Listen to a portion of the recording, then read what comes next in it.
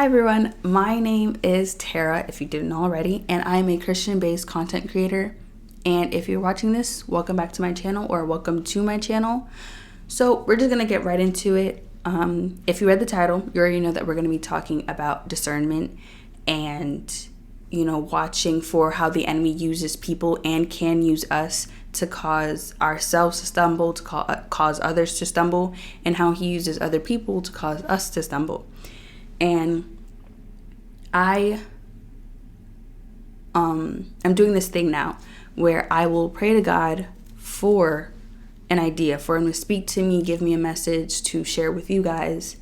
And he gave me one, and I'm just doing this to make sure that I'm not trying to take the lead. I'm not trying to control what I do, what I speak about, and just allow him to speak through me, because I think when I first started, I did that for the first 2 episodes. Yeah, and then later after that, God would give me something. Because I do this, I like to pre-plan all the time. So that's the whole thing. Anyways, let's get right into it. When I prayed on the message, I was going through something that God used. Why is this in my ear? I just realized I prayed on God using me. Sorry. I prayed on praying on the message. I was going through something that week with a friend. So when God did give me that message, and I was making sure that I was listening for his voice, asking him to give me discernment to tell his voice from my own thoughts and from the enemy trying something. And all I know is that I don't enjoy. I just feel like it's fresh. That's what my thing was, and I felt uncomfortable with it, because the story is needed. Because one, it's a testimony, it's an experience to show the person how God got you out of it, to give God the glory. And, I completely missed that while doing this, while he was giving me the message. So I literally put it off for a few days, and now it's Sunday. Anyways, I'm going to just get right into it, because this is literally just to give you guys insight, and it's what God laid on my heart to let you guys know. So I have to follow what he tells me, because I'm an obedient child. I'm going to cut through the story to just make it quick. So in the beginning, we had a week when we came to college to get to know the people in our majors. And that day that I went out, I prayed to God for a Christian friend, one who I can have fellowship with, someone who loved Jesus just as much as I did. And I found a friend. And, she's someone I just go to when I'm like, do you want a Bible study? And she's all for it.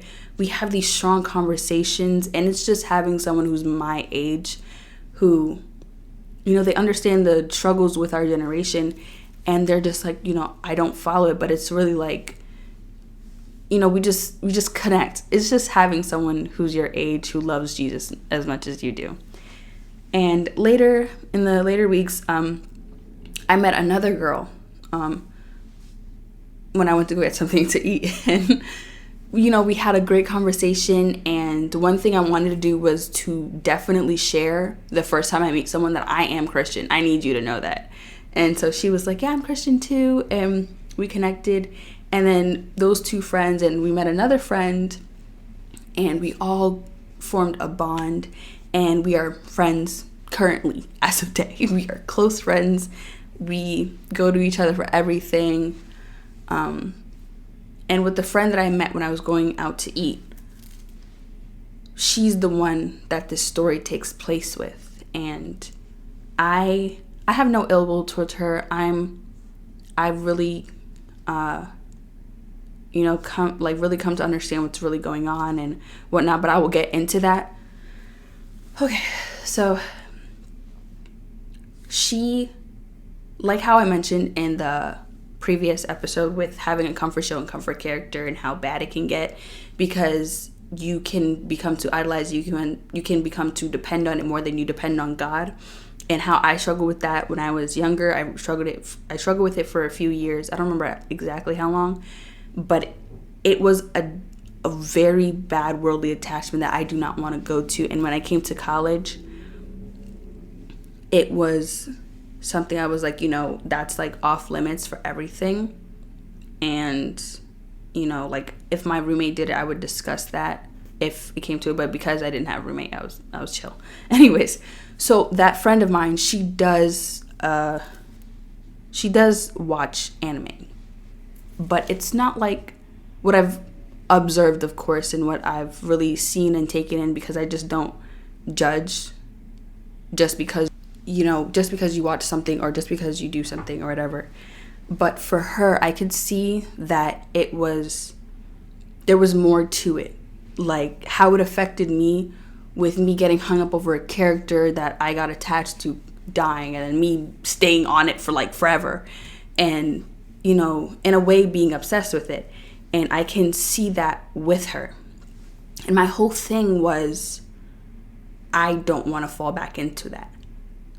I don't want to, deal with that. I don't want it to be where, I fall back into that pit. That was something that once I got out of, I felt freedom. God freed me from it. And I just don't want that back in my life. And I didn't hold that against her, because that's not what upset me about her. And what caused like conflict. What really caused conflict, actually, before I get into what caused like the actual conflict and what it had to go through, when it came to that, that's when I was realizing like, something isn't right. But the thing is with her, she came to college very much intent on keeping that relationship with God. I don't know. I'm pretty sure she wants it to grow. That scared the heck out of me. She's definitely intent on having a relationship with God and keeping it. But the thing is, I know how it was, even as a Christian when I was younger. And I still prayed and like spent time with God, but when it came to anime, it was just more prominent in my life. I just made more time for it than I made for God. Even if I spent time in His Word, it wasn't for that long. I wasn't spending the whole day focusing on God. It would just be like, okay, God, and then coming off of that, no. And that's how it can really be for any Christian. When you go all in for God, you're cutting off things that may and will hinder. And that's when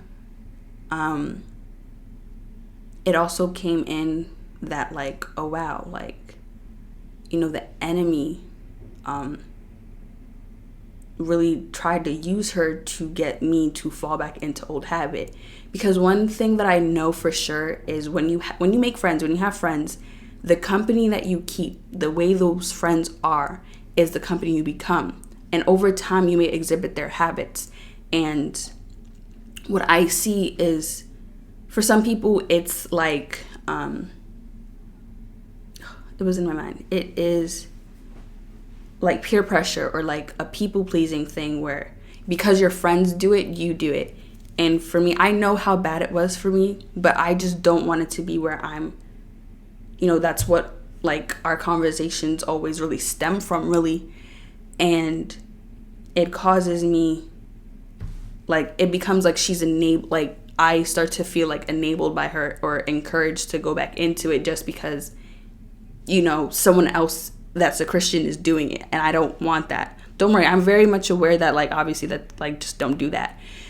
But you don't want it. But over time, you can become less alert to it and more just like, oh, well, it just seems like it's really not that big a deal. And then I fall back into it. So that's not what I'm trying to do. But I don't blame her at all, because I did not discuss this with her.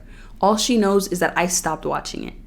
The ones that she watches now, I have watched. So when we talk about it, it's like, she's like, oh my gosh, she clicks because she knows. And she just I love it when she's happy about speaking and whatever, but I get so uncomfortable and I'm like, oh my gosh, I don't think this is right. But that's like where I think the enemy tries to use her in that aspect. But there are other things that made me aware that, there's also other behavior that she has that I'm pretty sure she's not aware of. I'm like 100% sure that she's not aware of. And I have to discuss that with her.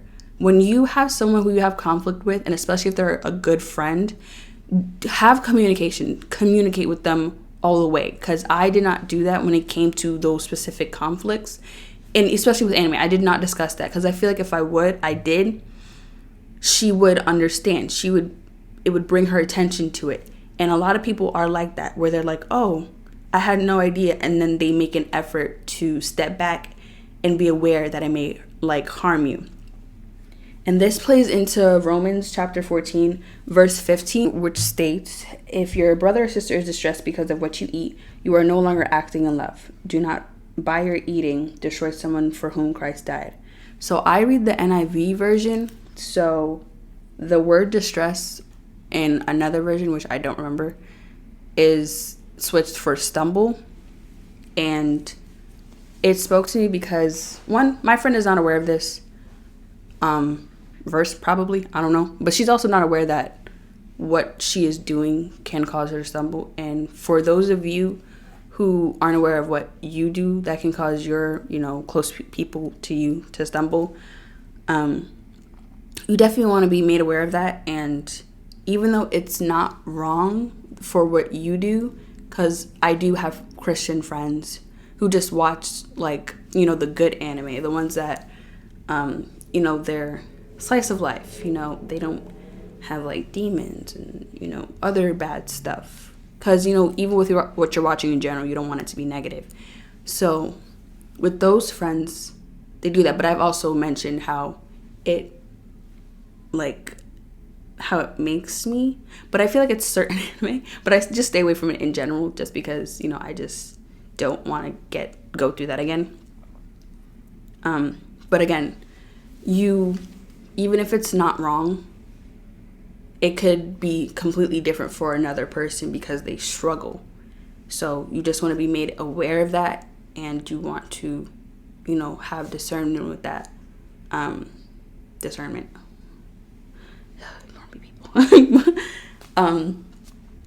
But continuing on with the story, the other things that played into the conflict was how my friend, she wasn't,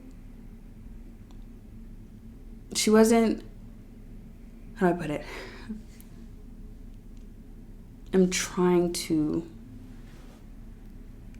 She gave off this attitude where, oh my gosh, sorry if you heard that at the table. She gave off this attitude where it seemed like if she already had something in her mind that she wanted to do, or basically just if she wants something that she has an expectation for it to go her way and it didn't, or not it didn't, but it seems like you're trying to switch that, she may just not care. And again, she's not aware of it, but I'm trying to explain it in a way where you can understand. I'm going to give an example, actually. We're all film students. So in the beginning of the semester, when she had me as her little muse to help her, I was all for it. But it got to the point where there was something I was uncomfortable doing. And in film, we are made to know that if your actor does not want to do something that you did not mention before, or even if they're just I'm uncomfortable, you have to work around to make them comfortable, do something that would make them comfortable. And it just didn't seem like she was willing to do that for me, because she was just well, just do this and blah, blah, blah. And that caused uncomfortability. And then when it happened a few more times, it caused me to be even more uncomfortable, voicing my opinion and stuff. And again, I did not mention this, so she's not aware. What she is aware of from like stuff is how when she would make jokes, she would, just do stuff. Like people who like push your buttons, she would always choose me. So when she made jokes, I always felt like I was the butt of the joke. I always felt like why me? And I did ask her, and she was like, well, it's because you give me a reaction. And yeah, basically, like, it's because I gave her a reaction. And it also made me feel singled out because I was the only one that gave her a reaction, or the reaction that she wanted, or whatever. And I did tell her how it made me feel, and she listened. She was like, I'm sorry, I didn't mean to do that. And I don't know. It's just me knowing that, like, she isn't doing it on purpose. She's not doing it because she's just like, it's not her intention. She doesn't have evil intentions. It's just what she does. And I can't blame anyone for anything that they do that may come off as rude, wrong, toxic, or whatever, because of the fact of how they were raised. Some things were made okay for them, so they're not aware. And I don't want it to seem like I'm making her the bad guy. Whew. Anyways, I want to just keep on, like, just, my whole point of this, guys, is just be aware of who the enemy is using and having discernment of how the enemy is using them, who they're using, and praying to God to help this person, to help them, see that it's harming you, or give you the opportunity to discuss this, and ask God to be in the midst of it, so that when you do talk to them about it, you're not coming off upset. You're not coming off like, why would you, you're just speaking in a way where they can hear, they can understand, and it doesn't feel like you're bashing them or coming at them, which can cause even more conflict, because they'll be like, well, if you're being aggressive, I have to defend by being aggressive as well. But yeah, I think that's all I really wanted to mention. All right, there was one last thing that I did want to bring up from Psalms, and it is Psalms 15. And it's pretty much all of Psalms 15. Psalms 15 is very short, but it's pretty much all of it. But I'm going to start from 2 to 5, which says, the one whose walk is blameless, who does what is righteous, who speaks the truth from their heart, whose tongue utters no slander, who does no wrong to a neighbor, and casts no slur on others, who despises a vile person, but honors those who fear the Lord, who keeps an oath even when it hurts, and does not change their mind, who lends money to the poor without interest, who does not accept a bribe against the innocent. Whoever does these things will never be shaken. And what I wanted to connect with this is also, when it comes to the enemy using people, it can be in any way. It can be in a way where it was something, it can be, the way they act towards you, the habits that they have that, you had, and you were like, that's wrong, and blah, blah, blah, and you don't want to be around that because you don't want to get caught up back into that. You don't want to tempt yourself with it, or you don't want to be tempted, pretty much. But when it comes to Psalm 15, it's basically about us walking in a way that, if it's someone that the enemy sends from our past, or someone that the enemy does whatever to, because jealousy is a really bad thing, but it can really be that, and the enemy will send them. And while we're living our life for the Lord, we are walking a blameless life, that person that the enemy sent, or the enemy is using, will come out of nowhere and say, oh, well, I remember when he used to do this, and he used to do that, blah, blah, blah. And they bring up stuff from the past. The past is the only thing that they should be able to use. And even with that, it's like, the past is the past. I've dealt with that. I've grown from it. I've healed from it. God saved me from that. And when you walk in the way of Psalm 15, being truthful, not lying, not having ill intentions towards people, not accepting bribes, not being greedy, they can't use any present stuff against you. When people use stuff from the past, for me specifically, it's really just like you're trying to use something against me that only affected me like long ago. It's not affecting me now, and I don't know what you want me to do. But I just want you to know that even if it's something like that, do not feel shame. Don't feel embarrassed, because at the end of the day, it was the past. We all go through things and do things that we are not proud of. But you have to remember that God saved you from that. Use that as an opportunity to be like, well, God saved me. God did this for me, and give him the glory. And then that'll shut them up real quick. That will shut them up real quick. Because especially if you're talking about God, they can't just be like, oh, well, blah, blah, blah, blah. Well, God forgave me for that. I don't need your forgiveness unless you did them wrong. Then you ask for forgiveness. Anyways, have a blessed and wonderful day or night, and remain aware of the enemy's tactics and whatever he may use, because he will use anyone or anything. I love you guys, and I hope this video encouraged you. Peace.